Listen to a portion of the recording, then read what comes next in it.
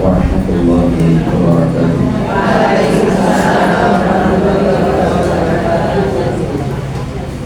Alhamdulillahi thumma alhamdulillah. Alhamdulillahi hamdan yuwafi ni'amahu wa yukafi mazidah. Ya Rabbana lakal hamdu kama yanbaghi li jalali wajhikal karim wa 'azimi sultanik.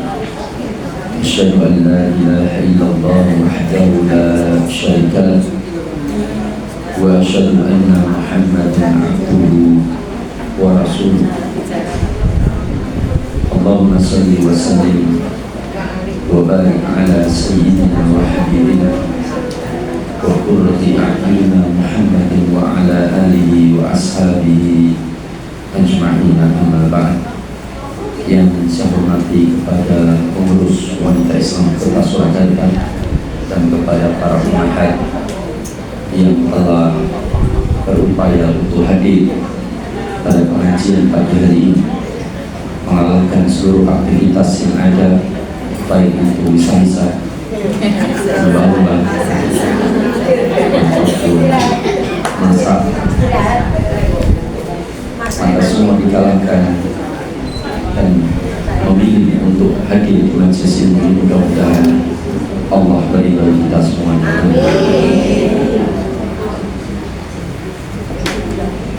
Saya pikir kajiannya libur Ramadan, mereka masuk. Sebelum kita lanjutkan, saya bacakan dulu satu hadis yang saya ambilkan dalam Kitabul Buyuh.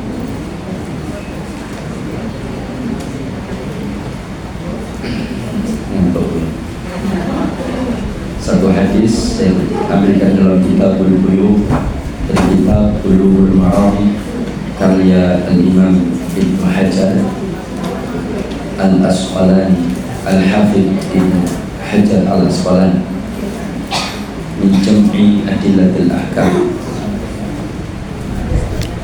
tentang bagaimana sikap kepemimpinan Rasulullah SAW dan bagaimana adab dan akhlak Rasulullah SAW di dalam berdagang. Hadis ini muttafaqun alaih, disepakati oleh Imam Bukhari dan Imam Muslim.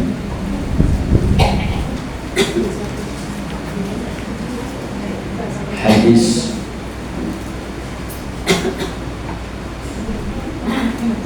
dari Jabir bin Abdullah. Wa an Jabir bin Abdullah annahu kana 'ala jamalin lahu qad a'ta fa arada an yusayyibahu qala falahiqani an-nabi sallallahu alaihi wasallam fada'a li wa darabahu fasara sayran lam yasir mithla faqala bi'i bi uqiyah qultu la thumma qala bi'i fabi'tuhu bi uqiyah wastaradtu hamlanahu ila ahli falamma balaghtu ataituhu bil jamal fanaqadani thamanuhu thumma raja'tu fa arsala fi athari faqala aturani makastuka li akhudha jamalaka khudh jamalaka wa darahimaka fahuwa laka. Ini hadis muttafaqun alaih. Ini kisah yang sangat masyhur tentang jual beli Rasulullah dengan Jabir bin Abdullah. Rasulullah SAW berjual beli dengan sahabatnya, dengan rakyatnya, dengan anak buahnya, yaitu Jabir bin Abdullah radhiyallahu ta'ala anhu. Dari Jabir bin Abdullah radhiyallahu ta'ala anhu, annahu kana 'ala jamal. Beliau ini memiliki seekor unta yang untanya itu ketinggalan terus kalau berjalan. Untanya itu pun letoy, apa letoy? Pun lalat. kurus, lelet, lentoy, jalannya lambat terus. Betul-betul unta itu kurang bisa diandalkan. Kalau dinaiki malah Jabir terlambat yang paling belakang. Lu mending malah jalan kaki lu daripada naik. Jalannya unta itu seperti jalannya ibu-ibu kalau ditendang. Ibu kalau kakiannya kakak ditentek di jalan. Kamu sih, semua makanya dimati. Padahal macam doi poso telung. Maka fa'arada aisyhi baruqa. Maka beliau pun punya keinginan untuk meninggalkan untanya di tengah perjalanan. Di tengah perjalanan ditinggal. Maksudnya untanya ini mau ditinggalkan, dilepas supaya hidup di alam liar. Hadis ini juga menjadi hujah para ulama bolehnya melepaskan hewan di alam liar. Misal kalian punya ayam atau kucing, kemudian berserah sanggup ngupen, karena kucing setiap hari sedino siji bandeng, satu bandeng terulang sewu presto. Nah kalau bandeng presto kucing betul turun. Lanjutnya berat, wah kucingnya berdino kayak terulang sewu kan. Dibagi 3 pagi siang sore, kucing malam rewel bareng, maka akhirnya nggak sanggup jenengan. Maka boleh nggak dibuang atau dilepas di alam liar? Pendapat jumhur ulama boleh dengan syarat bahwa ketika dia lepas di alam liar itu ada makanan yang biasa yang bisa dia dapatkan, ada kemungkinan makanan yang bisa dapatkan. Kalau di mana unta itu misalkan dilepas, di situ padang gersang, nggak ada tanaman, nggak ada rumput sama sekali, maka nggak boleh. Maka dilepas di tempat dia kemungkinan bisa bertahan hidup di tempat yang ada rumputan atau mata air, itu silakan. Maka ini menjadi hukum bagaimana melepaskan hewan. Karena ketidaksanggupan kita untuk memelihara hewan tersebut, maka kita lepas, hukumnya boleh. Kalau kucing dilepasnya gimana biasanya? Kira-kira merugikan bakal bandeng loh.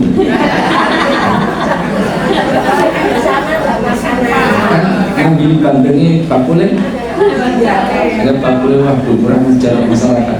Buat kucing sini pasar malah ke bandengku hilang terus. Nah, karena dibuang di kota masih ada tikus yang bisa dia makan, masih ada cicak yang bisa dia kejar, masih ada bandeng orang yang tidak ditutup di rumah makannya, sehingga dia bisa memakan. Kita kalau punya bandeng dimakan kucing,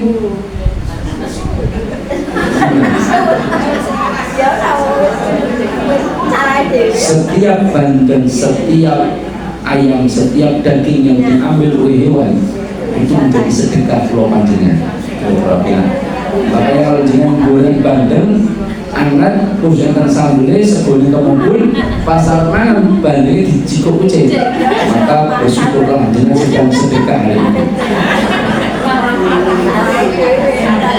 Biasanya begitu, nah, di sini Jabir mau melepaskan untanya di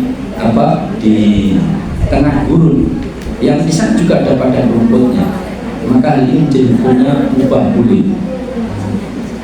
Maka di sini sikap Rasulullah SAW, falahibani an-nabi SAW.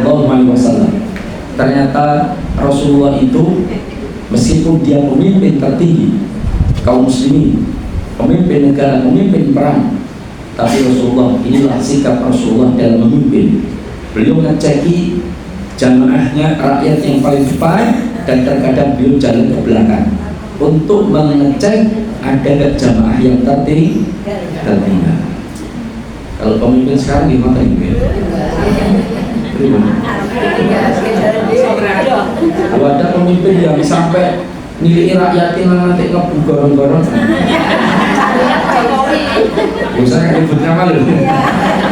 Artinya Rasulullah SAW ketika beliau memimpin itu betul-betul ngecek seluruh anak buahnya bagaimana keadaan dari depan sampai belakang.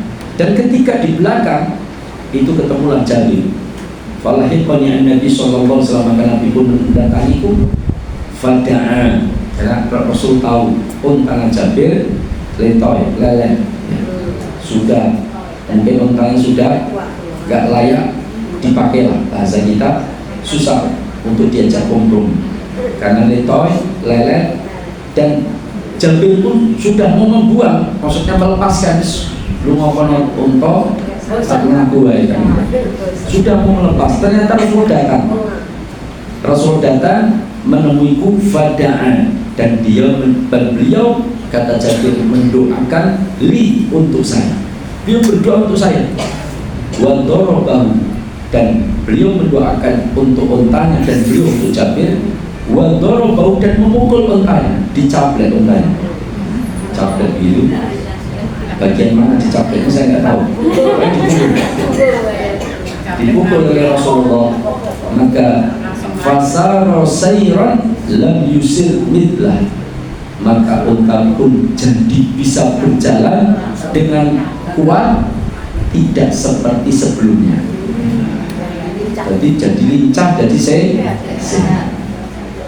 Ini yang nepuk siapa?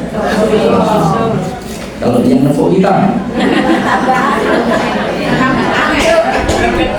tambah ada Suloyo apa untanya pun mungkin menjadi marah atau mungkin tidur. Nah, fasar sayran lam yusir itu, inilah mukjizat Rasulullah. Jadi mukjizat Rasulullah itu tidak hanya Al-Quran Karim. Maka mukjizat Rasul itu ada berapa ya? 1, 2, 3, 4, 5 atau 6? Berapa? Banyak.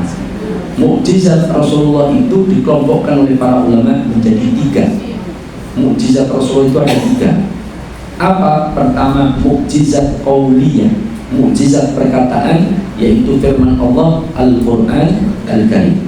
Ini mukjizat sepanjang masa, firman Allah yang diterima oleh Rasulullah SAW. Buktinya apa? Orang banyak baca Quran terjemahan saja sudah beribu-ribu masuk Islam. Seperti di Amerika, itu kan membaca Al-Quran pada 11 September itu saja sudah ada sekitar 30.000 orang Amerika masuk Islam. 30.000. Yang dakwah siapa? Mereka yang baca dari Al-Quran, terjemahan dalam bahasa Inggris.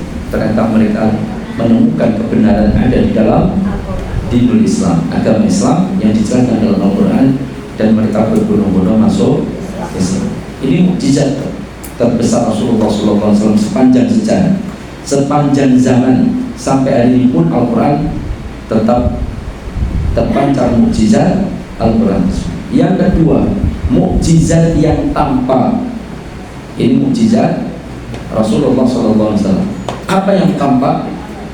Membelah bulan, mengeluarkan air dari jari jemari beliau, menyembuhkan penyakit edan. Maka sing edan disembuhkan, Rasulullah bisa sembuh. Kemudian menyembuhkan penyakit ayan, kusta, menyembuhkan penyakit buta, dan Rasulullah SAW memperbanyak makanan, berbicara dengan hewan, berbicara dengan batang pohon kurma, menyembuhkan penyakit binatang. Di Rasulullah mengumpuli dokter hewan. Dokter hewan dibedah, Rasul cukup dipegang, didoakan langsung sembuh. Yang ketiga apa? Mukjizat Al-Quran, mukjizat yang tampak dan mukjizat yang tercermin dalam akhlak beliau, itulah mukjizat. Dan ini kita akan baca tentang akhlak beliau dalam berjual beli. Itu mukjizat Rasulullah. Ada 3 kelompok yang tampak Al-Quran, mukjizat qauliyah atau Al-Quran, dan yang ketiga mukjizat yang apa itu? Tercermin dalam akhlak Rasulullah. Itu kata Imam Ibnu Katsir mukjizat. Contoh, beliau seumur hidup beliau tidak pernah sekalipun mencela maka misalkan dikasih makanan lah kecut pokoknya dikeke misalnya, itu sudah mencela. Sing kasinan keleken raina pengok pengur macam-macam. Nah, itu mencela. Kalau di sini ada ibu-ibu yang tidak pernah mencela sedikit pun dalam kehidupannya, saya kasih motor. Ada?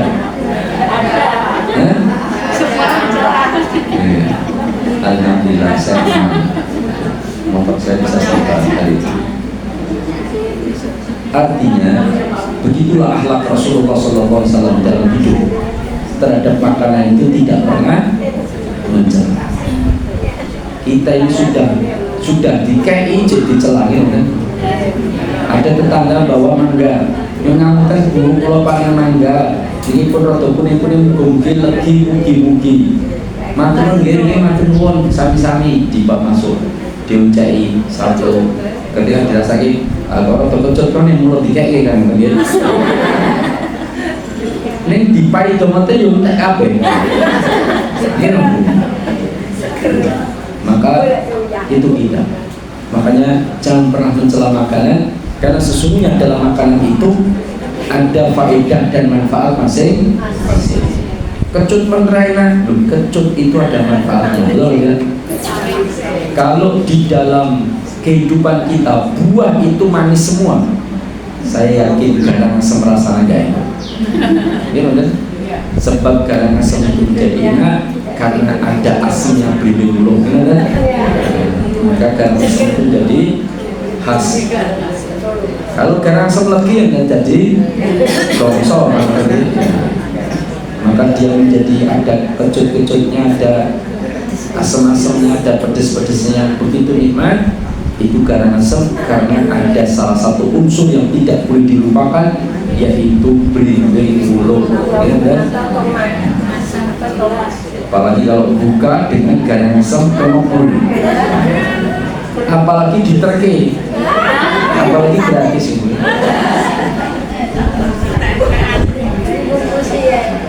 Kesini di mana ya?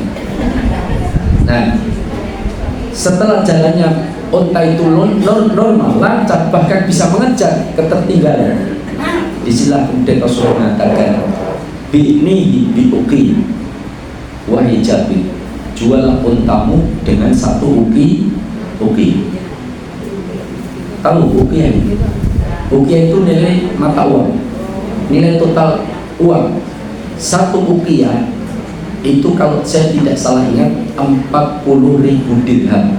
Kalau saya tidak salah, 1 ukiah itu 40.000 dirham. 1 dirham, 1 dinar itu kira-kira 10 dirham. Paham ya? 1 dinar kira-kira 10 dirham. Maka berarti kan 40.000 dirham jadi berapa ini? Dibagi 10 berarti saya lupa ukiah ini berapa. Kalau yang salah 40 ukiah. 40 1 ukiah 40.000 atau 4.000 ya, saya nggak lupa. Ngantuk soalnya lupa. Pokoknya sekitar itulah. Dulu saya pernah coba hitung 1 ukiah itu kalau dirupiahkan sekitar 28 juta.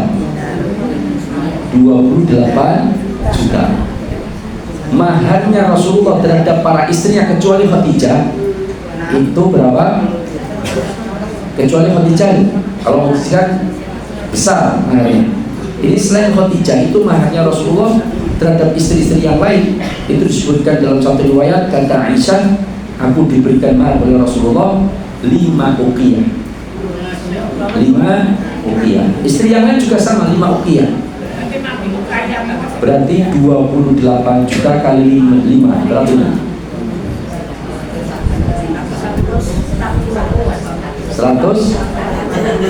140 juta. Dan dulu maharnya apa? 100 juta. Seperangkat alat sholat.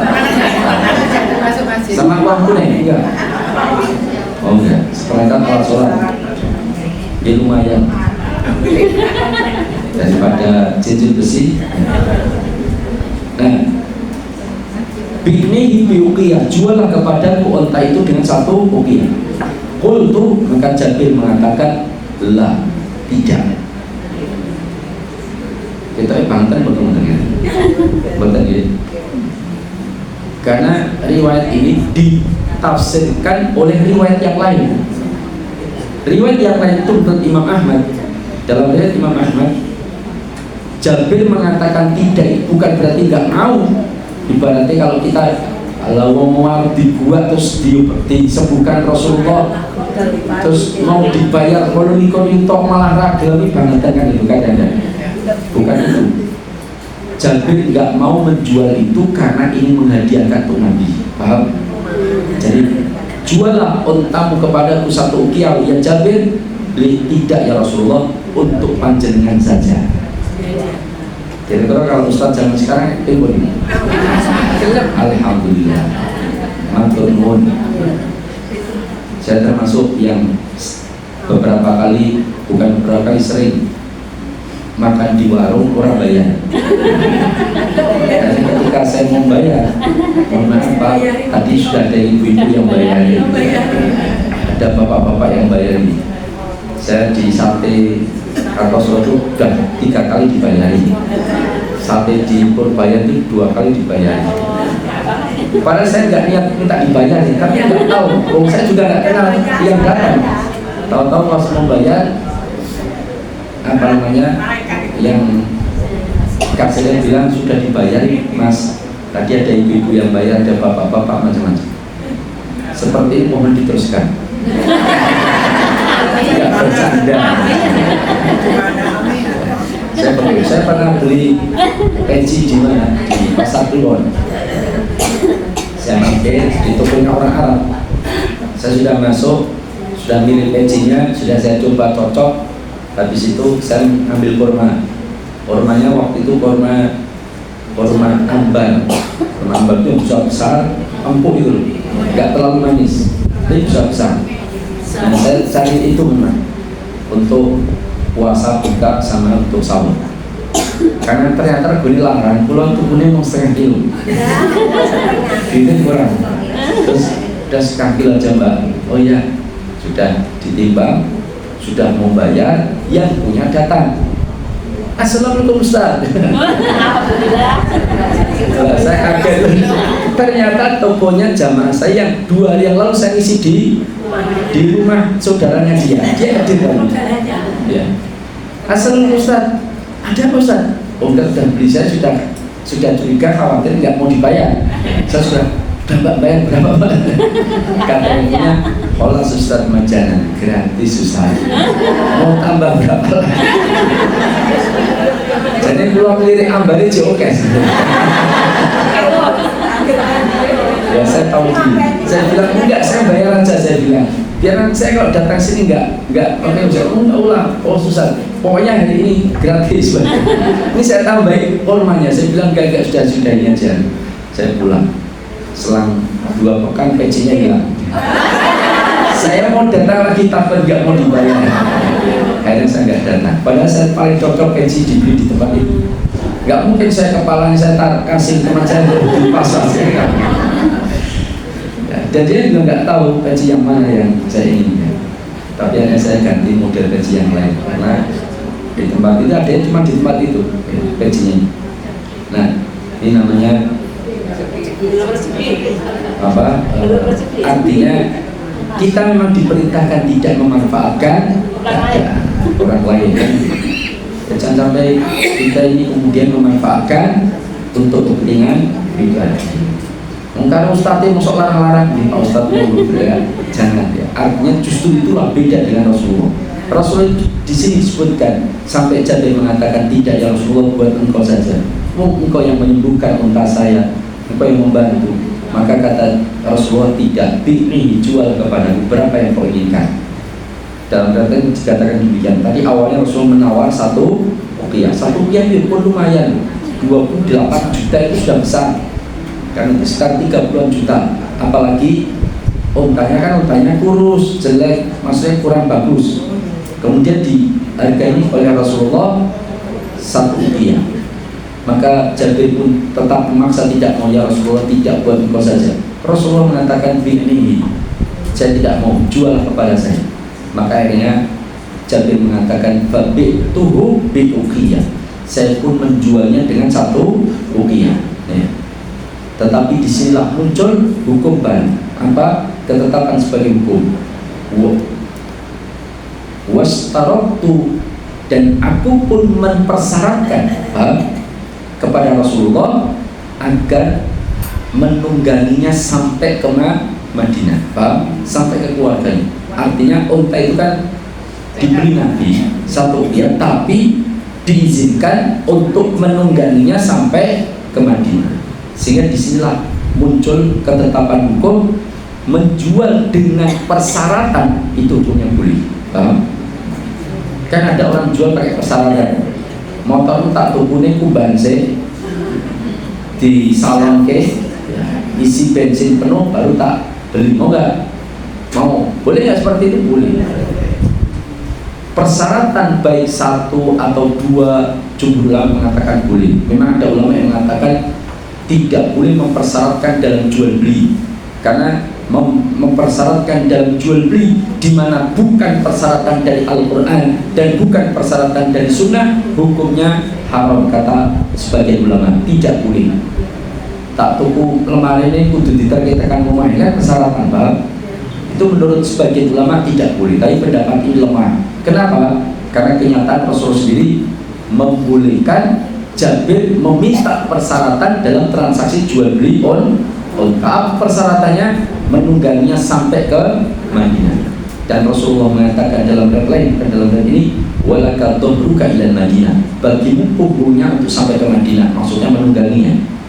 Nah, maka falamma balagtu ataituhu bil jamal, sampai aku dan ketika aku sampai kepada keluargaku dengan unta tersebut, faqadani tamanu, padahal unta tersebut sudah dibayar oleh Nabi sebesar satu uqiyah.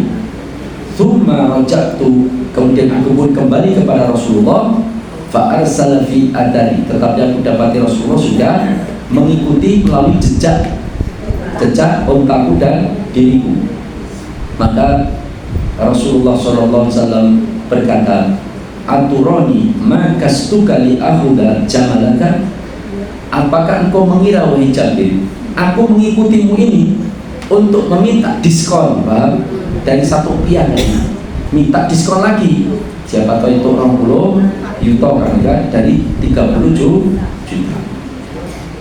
Aturoni makastuka li ahuda jamalaka, apakah engkau mengira aku akan meminta kortingan untuk mengambil untamu? Maka bisa jadi dalam kalimat ini, kata para ulama, maksudnya Rasulullah menawar satu uqiyah itu korting dari harga normal di atas satu uqiyah, paham?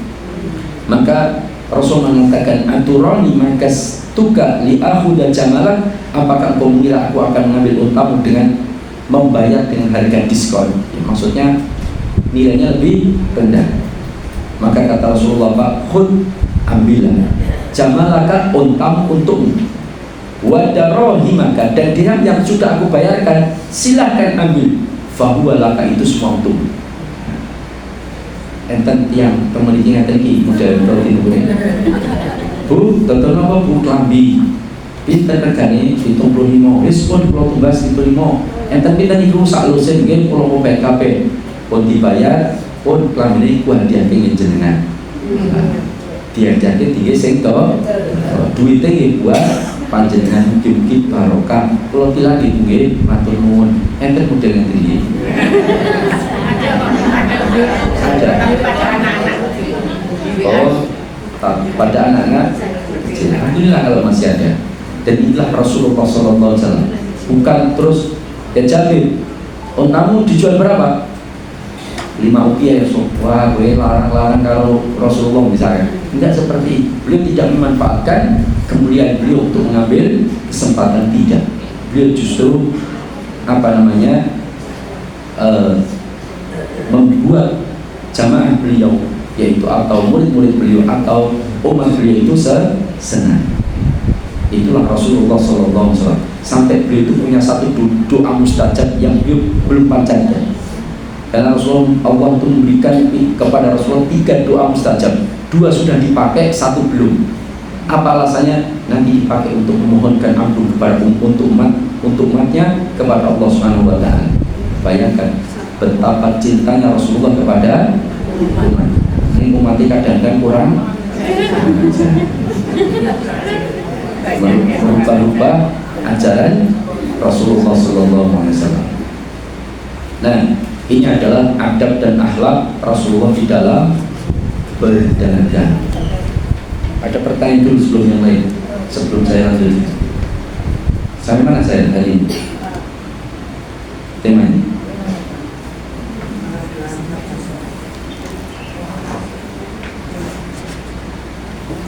enggak senang 28.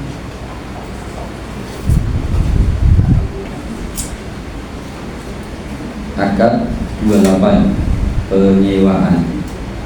Betul ini ya? Bicara.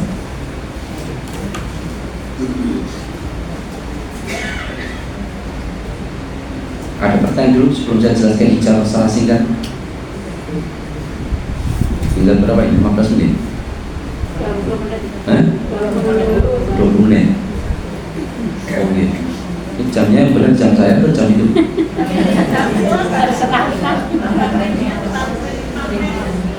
Saya puasa yang paling berat itu puasa pertama kemarin ini, puasa tahun ini paling berat pertama. Kenapa? Karena saya puasa panitia menyediakan minuman di depan saya. Betul Ibu. Di puasa pertama saya ngisi hari Sabtu itu saya ngisi dikasih minuman di depan saya. Jadi sate kon buka. Lupa panitnya. Tentu saya nggak cepat durian di depan saya.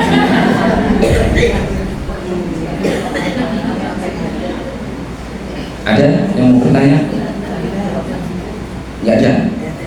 Nggak ada ya? Ini tinggal 20 menit. Saya sebutkan secara singkat tentang akad ijarah. Apa itu ijarah? Ijarah hasilnya namanya apa? Ujrah. Ujrah itu upah. Upah itu didapatkan dari apa? Dari kerja. Kerja itu masuk akadnya apa? Ijarah. Ijarah apa? Jual beli manfaat. Ijarah itu jual beli manfaat. Salah satu bentuknya sewa menyewa.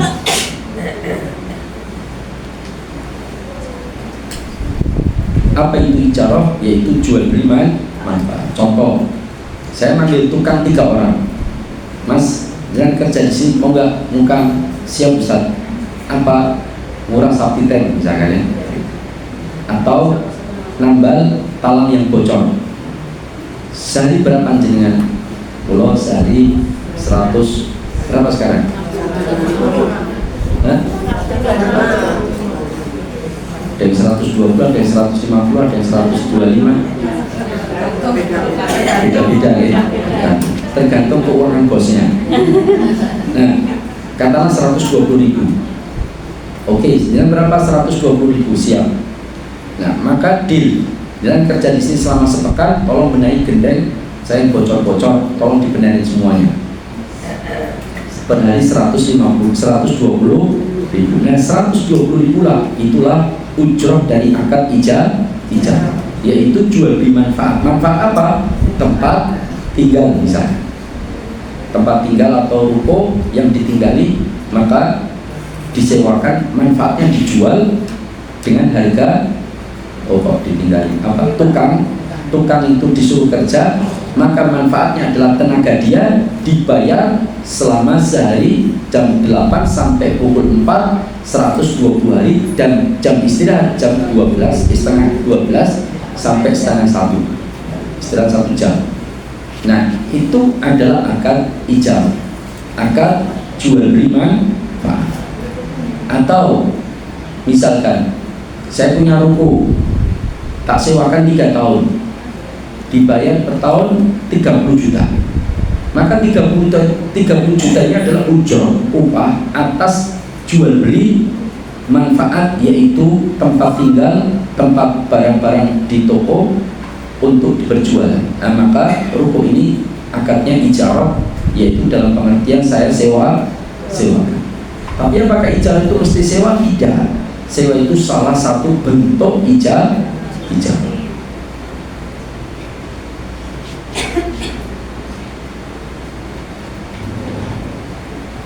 Ngantuk saya. Sama.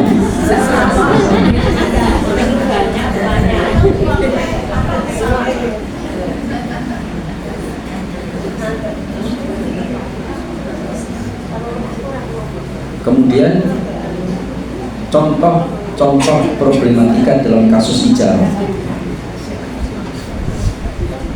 Kalau hukum atau rukun ijarah, apa ini? Rukun ijarah, satu, ujroh, ada upah yang dihasilkan. Yang kedua, ada yang menjual, ada yang membeli. Berarti apa? Sigoh, sigoh muta'akidain, dua pelaku akad. Ada yang menjual manfaat, ada yang membeli manfaat. Saling memberi manfaat. Saling memberi manfaat. Bukan. Ijarah itu kan jual beli manfaat. Paham ya? Ketika orang itu berijarah, berarti dia berjual beli manfaat.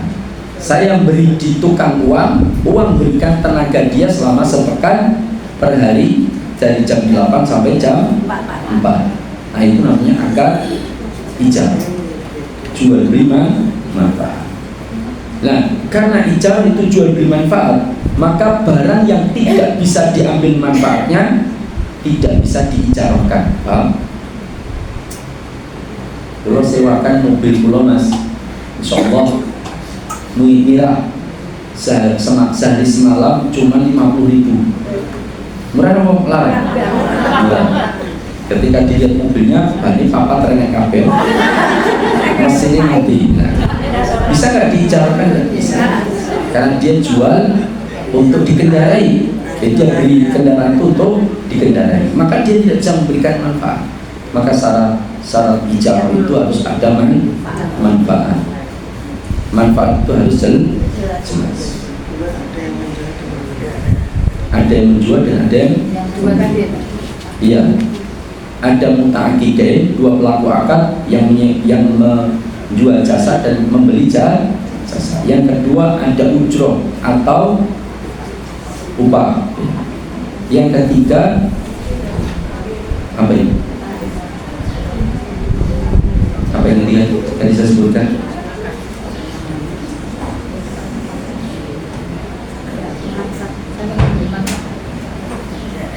Apa yang ketiga? Pertama tadi apa? Muta'akidain, dua pelaku akad. Yang kedua upah atau ujroh, hasil dari jual beli. Yang ketiga ada nabi, barang yang diperjualbelikan. Syarat barang yang diperjualbelikan harus ada manfaat.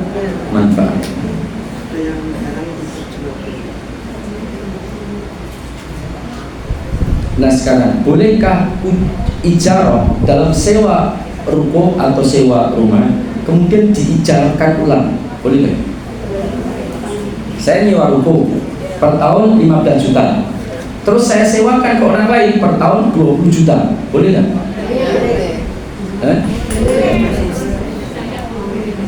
Kenapa? Belum. Saya menyewa 5 tahun sekaligus, per tahunnya 25 juta. Sudah saya sewa 5 tahun, saya bayar, baru dapat 1 tahun. Kemudian saya berbagi dengan teman saya untuk saya sewakan salah satu space, langsung saya suruh bayar 6 juta. Boleh ya? Para ulama mengatakan sebagian membolehkan, alasannya karena hak kepemilikan untuk memanfaatkan benda-benda tersebut itu sudah dibayar oleh penyewa, sehingga tidak mengapa. Tapi ada yang tetap tidak membolehkan, alasannya berbeda.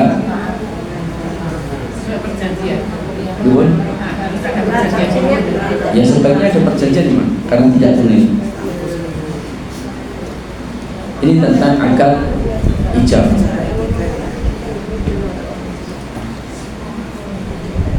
Kalau akad ijarah boleh nggak diputus sementara? Kita sewakan untuk sekitar 10 tahun. Delalahnya besoknya ditawar orang dibayar. Bisa nggak kita ngusir orang tersebut?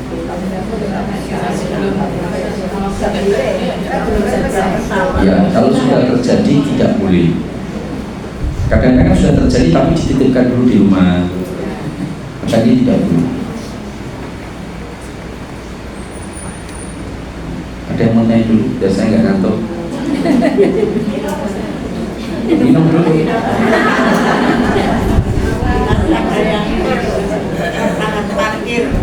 Apa? Tempat parkir. Ya, ada orang yang sudah parkir di situ lama. Kemudian ada yang dua lahannya itu ada dengan miliknya ya sama tempat parkir bikin jalan. Ternyata yang jualan udah gak jualan lagi. Jadi yang jual apa? Tempat parkir yang tadi kan sudah ada bisa parkir di situ tidak ada yang parkir itu boleh. Ya, terima kasih. Ini agak rawannya begini. Salah satu yang tidak diperbolehkan oleh kita adalah sahibul maks. Tahu apa sahibul maks? Maks. Maksud apa? Sahib itu siapa? Sahibul maks artinya memungut pajak liar. Nah, tukang parkir itu kalau dia parkir di lahan dia boleh, dia memungut meretapkan, dia berarti akadnya ijarah, jual beli manfaat, menyewakan tempat, dipayoni, disewakan, dijaga dari maling helmnya, kalau hujan dimasukkan, itu bagian dari dia memberikan pelayanan atas sewa tempat tersebut. Ternyata ketika dia menyewakan tempat itu dalam beberapa tahun kan gitu, kemudian penyewaan tempat tersebut disewakan lagi ke orang lain, boleh nggak kira-kira seperti itu? Boleh. Jadi bukan itu sebenarnya saya ngomong yang lain, cuma dengan terjadi lupa. Saya jujur aja. Kenapa? Saya tadi malam itu tidur baru jam 2:30 dan belum tidur man. Terus tidur saya tetap tidur karena takutnya nanti ngantuk isi pengajian, ngantuk masih ngantuk. Saya tidur bangun jam 4 karena saya agak rewel badannya panas yang saya kecil, terus ngantuk saya. Tapi subuh tadi ngisi nggak ngantuk ya, tapi ngantuknya baru karena awalnya sendiri. Oh silakan. Tempatnya orang. Iya. Terus kita parkir itu gimana? Ya, ini yang jadi persoalan. Jadi dalam Islam, oh ya tadi mau terangkan itu maksudnya. Iya. Dalam Islam itu tidak boleh kita itu memungut pajak hak terhadap sesama kaum muslimin. Itu rumus awal. Tidak boleh menurut jumhur ulama, meskipun ada yang membolehkan kalau satu resmi, dua dengan syarat-syarat. tidak boleh dolim, sudah bermusyawarah dengan Dewan Ulama, tidak boleh dijadikan pendapatan negara secara tetap. Kemudian yang ke-6, dalam keadaan darurat boleh mengambil, kalau tidak darurat tidak boleh mengambil. Itu syarat-syaratnya kira-kira sudah terpenuhi nggak di Indonesia? Nah, maka saya kemarin ketemu dokter juga sambat masalah pajak ini. Ternyata dokter itu pajaknya 5%, 15%, 30%. Jadi kalau pendapatan 1 sampai sekian ratus juta 5%. Kalau pendapatannya langsung 2 miliar berarti kena 5% dulu sekian, kena lagi 15%, baru 30% katanya begini. Pokoknya marahin Mesir. Nah, kita tidak boleh mengambil memungut pajak apalagi secara liar. Nah sekarang ada warung makan laris, ya tidak? Terus datanglah pengunjung banyak, motor banyak, tiba-tiba orang parkir. Romeo mas, ini tidak boleh, karena dia bukan pemilik lahan tersebut. Kalau dia pemilik lahan tidak masalah.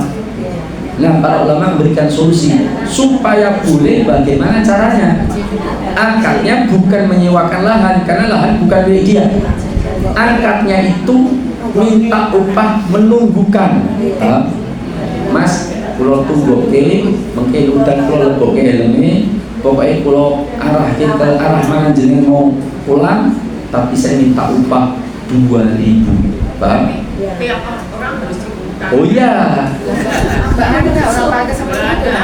Lah, kalau nggak ada, berarti itu lahan harus milik dia. Kalau bukan milik dia, dia bisa terkena pemungut pajak liar. Paham? Itu nggak boleh. Oh iya. Kecuali kalau misalkan ada warung makan, terus parkirnya kerjasama dengan pemilik warung, terus lahannya pemilik warung itu bayar, boleh. Paham? Ini yang di jalan-jalan itu, yang bukan di lahan-lahan. Nah, ini gimana hukumnya? Maka oleh para ulama, kalau dia memakiri atas lahan itu nggak boleh, karena dia bukan pemilik lahan. Tapi kalau dia mengakadkan ijabah jual beli manfaat, yaitu tenaga nunggoke, karena di arah-arah yang mernake, ini mungkin minta 2.000 boleh. Paham? Makanya kasih tulisan upah penjagaan motor, tapi nggak boleh maksa. Mas, pokoknya kamu memiliki pulau jogoke, senang apa mboten pokoknya bayar longnya, nggak boleh. Dia harus kerelaan. Mboten saya jogo mas, kalau biasanya kamu memiliki aman-aman mawon, pulau nakari pulau pilih-pilih roi terus motor pulau. Makanya dia nggak boleh maksa. Tidak boleh maksa untuk mengakadkan ijarah, ya, tidak boleh.